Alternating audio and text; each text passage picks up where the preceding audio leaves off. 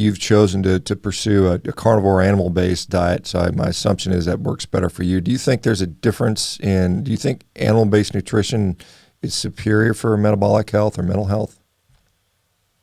Absolutely, yes. Certainly in terms of protein bioavailability, but also some of the nutrients you just can't get in plant-based foods. So think about DHA and the importance of that in brain health. But then, I think I heard it was probably Paul Saladino talking about it recently, or it could have been yourself, Shawn. Don't want to conflate the two, but I'm sure there are lots of nutrients within foods that we still don't know about or have names for. So I think there's so much out there that's unexplained. But certainly for my own health, going carnivore was just the best health decision I think I've ever made. It's been just night and day for me for the last 3 years. And I wasn't even aware. I didn't really have any major health issues from my point of view. I did it partly out of curiosity. But I don't see myself straying from that because of the health benefits I've had. It's interesting how some people, it just works so well for them and they feel so good, and we're kind of told, well, we shouldn't let people do that, or as a physician, that's sort of dangerous, or somehow we're supposed to police what people eat, and I think that's an unfortunate type of thing. I think when I think about all the nutrients, and you mentioned we don't even know some. I know that research on beef and other animal products indicate there's literally thousands of compounds, if not 50,000 plus, as per the work of guys like Stefan von Vliet I believe out of University of Utah now, but formerly of Duke. So we have a lot of things in there, and we know some of the things like carnitine, creatine, taurine, carnosine. All those things have impacts on brain physiology and mental health that we don't even really explore that much. I know there's a study out of Stanford where they looked at major depressive disorder, and they saw that people had there's a pretty significant correlation between low levels of serum carnitine and major depressive disorder, which carnitine we can make only endogenously to a small degree, but it's still going to be low unless we take it in the diet, and we get that through meat in particular. I'm just wondering how we're ever going to get the research for any of this, though, because there's not really going to be a drug company or a big fund of money that's going to invest in any of it. Well, you're right. My worry. I think some of it's going to be grassroots, and like I said, I know we're committed as a company to do some of that research. We can't do it all, but and there are some individuals that have done some of this research. We're seeing a few studies start to trickle in. I suspect as this. I think it's going to be a ground up sort of grassroots type of thing as more and more and more people are experiencing what you and I have, and the many thousands of others now, that it's hard to continue to pretend it doesn't exist, that type of thing. Mm-hmm. What is you mentioned you're doing a carnivore diet, so what does that look like? Has it evolved over time? How did you start? How was the transition? Did you have problems with that? Yeah, so I was keto for a good couple of years, I think, before I transitioned into carnivore. I hadn't heard of carnivore at all and came across it via Vanessa Spina, mm-hmm. A ketogenic girl, because I like some of her plans that she does for keto. And when I first heard about it, I thought it was absolutely crazy. As did I. As a lot of people do. And then I thought, well, if Vanessa's doing it, she knows her stuff, so there must be something in it. So then I watched Michaela Peterson talk about her health journey, and then it was actually a video on YouTube of yours. So I think you were speaking at CarnivoreCon in 2019, and there was an analogy you used that just really hit home to me. And I think it was either the state of nutritional research or dietary guidelines, but you used an analogy of a plane. I don't know if you remember that. Yeah, I remember. Yeah, sure. Yeah.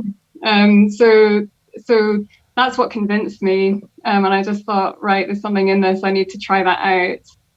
And I'm a bit of an all or nothing person. So it was kind of next day, just decided, right, this is what I'm doing, and no looking back. And I had transitional symptoms for, I think, around about 5 weeks on and off in terms of GI type symptoms. And in retrospect, that really, I just find that fascinating, because I I conceptualize it as there must have been quite a big shift in the microbiome that was happening in that time, as well as adapting to having less fiber and so on.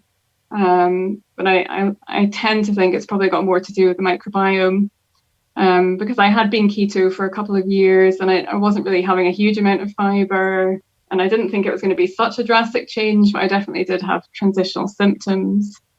I think I had a little bit of a meat aversion at the start, so I didn't start off in the right way. So I started off not knowing what I was going to take to work for lunch in the beginning. So I ended up buying some deli type meats and then eating cheese for fat. And it just took me a bit of time to work out what was the best regime for me. So I've kind of settled out at 2 meals a day, primarily beef. I eat bacon. I eat a lot of ground beef or minced beef. I love ribeyes. They're my favorite steak, but they're not a staple in the household by any means. That's what I'll have if I go out somewhere. But and then it's been a bit of a process of learning as well, and I'm still learning, I would say. So in terms of dairy, I think I used a lot of heavy cream in the beginning as well, and I don't think I tolerate pasteurized or cow's dairy all that well in retrospect. So that's just something that I'm playing around with now and again. But I've discovered I don't really like chicken so much, or the other proteins that I probably would have focused on in years gone by. It's just really interesting how your palate and your taste change. But it's definitely red meat. That's where it's at, I would say. That's what I crave for, and that's what keeps me fullest for longest. And I eat eggs as well. Yeah, it's very similar to my diet. I mean, my diet is basically at this current time, it's pretty much just steak and eggs every day, twice a day for the most part. It's interesting how most of us sort of gravitate towards red meat for whatever reason. It's just what naturally gives us the most satisfaction, and perhaps is the most nutritious. When we listen to our own bodies as to what we want. So it's kind of an interesting process indeed.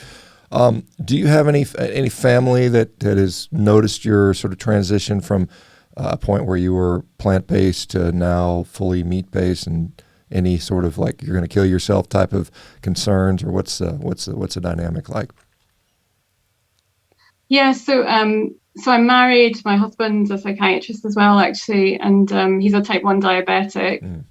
And I've got a son who's 9, and then my mum's around as well. She's a bit more of a skeptic when it comes to this. But yeah, my husband, he went keto.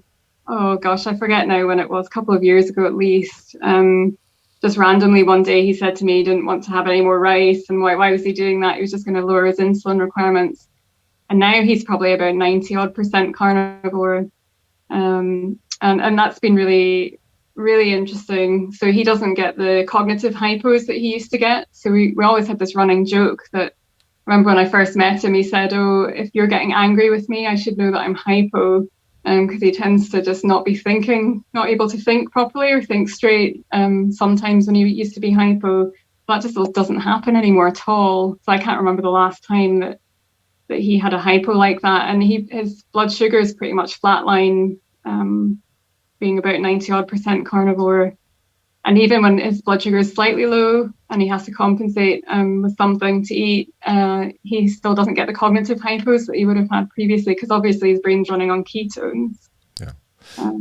Yeah, that's interesting to see that, particularly around the hypos, because that's one of the concerns, and many endocrinologists would prefer you to run high than low, because they're worried about, you can have a severe hypoglycemic crisis, which could produce, seizures and whatnot, and perhaps death. So that's obviously one concern there. And I think they're just, but I mean, it's interesting how once you have that steady source of, non-glucose related fuel, you can sort of weather the lower glucose storms without the physiological hypoglycemic effects. And so that is interesting.